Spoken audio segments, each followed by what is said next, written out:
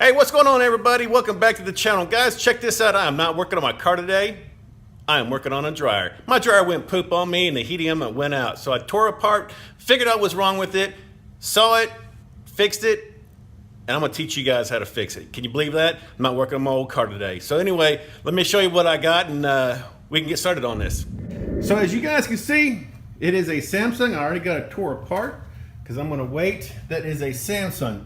Now this here is going to be any and all dryers. Again, so it's going to pertain to any and all dryers. The only thing that you got to do is just learn how to take it apart. I'm going to show you how to take apart the Samsung dryer here, right here in front of me.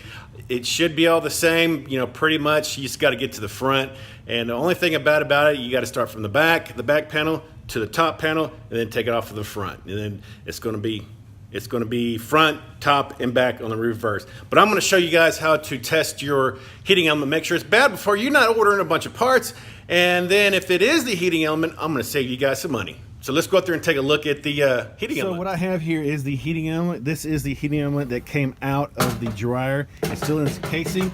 This right here, this here is the new heating element, okay?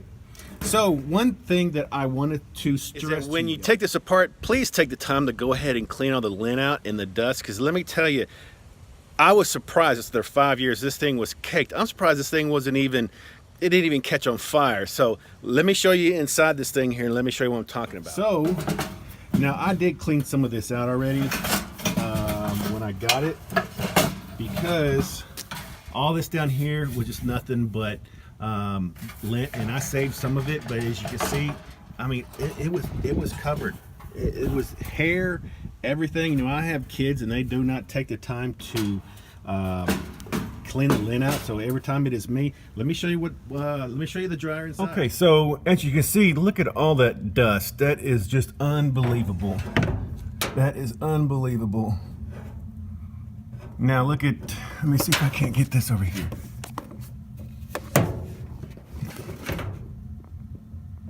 Look at that right there. That is just, man, look at that.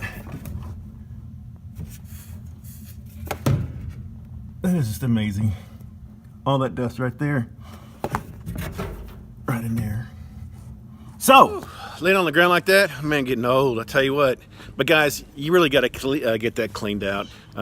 It's no joke. It's really a fire hazard, and I'm glad that it broke on me. That way I can get her and clean it, because it was well worth the $20 that I spent for this heating element. But let me show you how I came to the conclusion that my heating element's bad. I have here, this is my old trusty multimeter. I've actually had this thing for well over 20 years. Where it still works like a champ. So what you want to do, first thing you want to do is go ahead and hit it on, go ahead and select your ohms meter, because what you want to do is you want to measure your resistance in between the wires, okay? So it's going to be one end to the other, because this is going to travel all the way around. So I've already got mine set up on one of the terminals right here. So, and as you can see down in here, you can see it trailing around. So what you want to do is you want to touch the opposite side of where your terminal is at, okay? So I'm touching it, as you can see, I'm not getting anything, okay? I'm not getting anything at all. Now, if I come down here on the inside, that's what you want to hear, but right there. So if I could travel all along there, and I'm reading resistance here, I'm not reading anything, okay? Now, I know that's bad, because when I do this here, when I put one of the terminals there and touch that, I get a reading. So anywhere that I touch, I get a resistance. So that tells me that this is bad, right there.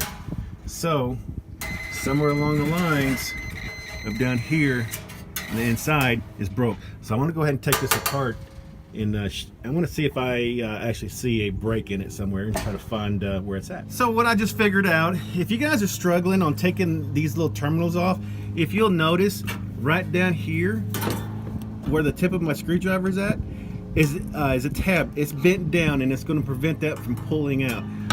As you can see, if you can look right here, see how that's straight? Now that right there is going to be bent down to hold that in place. That way when you push your connectors on, it's not going to push all the way through that insulating. So all I did is I just got a little pair of pliers and just bent that little tab up, and it came right out. Well, I found my problem. I really didn't need to use my ohm meter because there's my brake right there. That's why it was broken. And that's why it was broken. So I'm going to go ahead and clip my voltmeter here on this terminal here, and I'm going to show you so you can hear the audible alarm. So let me get it up here. So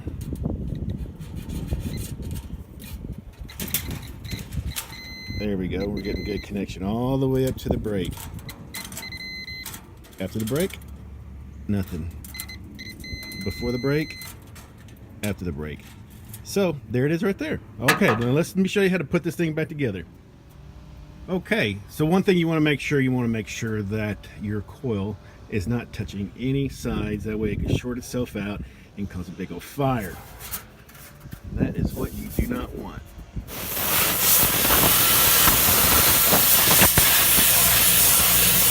That's not even happening until I go out.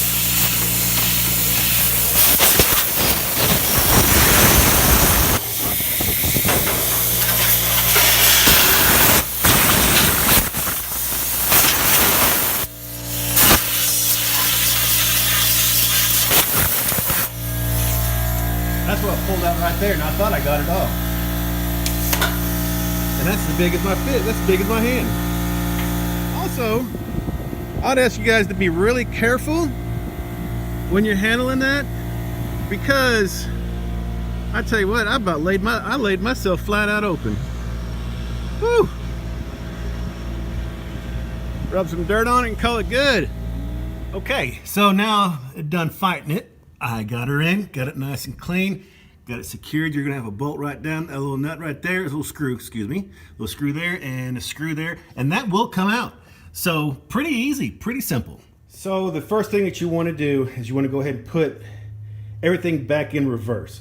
So the front is going to go here, and let me go ahead and get that. And that is going to go right. So what's going to happen is that to get this off, this goes right up over this here. Now, unfortunately, I lost the other one somehow, but no worries because it is held down by a screw right there and right there. Okay, so now that you got the front cover on, you'll have these little screws here. You'll have your tabs here, and you'll have another one here. Open the door. You'll have a screw here, here, here, not that. These two, and then these two here. So let me back up again. So you'll have this one, this one, this one, this one, this one, that one there, and you'll have one right here that I missed. Then your door's on. So all you'll do is just take this will slide down. There are notches down here that this will slide down, and then you'll have this screwed here, and there will be a screw here and a screw here to keep this front face on. Okay, so the final step of getting the dryer lid on, once you've got everything on, you do have these little tabs right here. And they just come out just like that, and all they do is you just take that there, and it has those little notches right there, which is going to go right in there. Take that, just slide that in there, screw your screw in, that's it, and it's going to look just like that right there. There you go, guys. Hey, I appreciate you for watching. I hope it works for you. I hope it helps you out. Give me a like, give me a comment. Let me know if it worked for you. Let me know if I helped you out. Let me know if I even saved you a service call. Hope it worked out for you guys. And as always, I'm going to see you guys on the next video.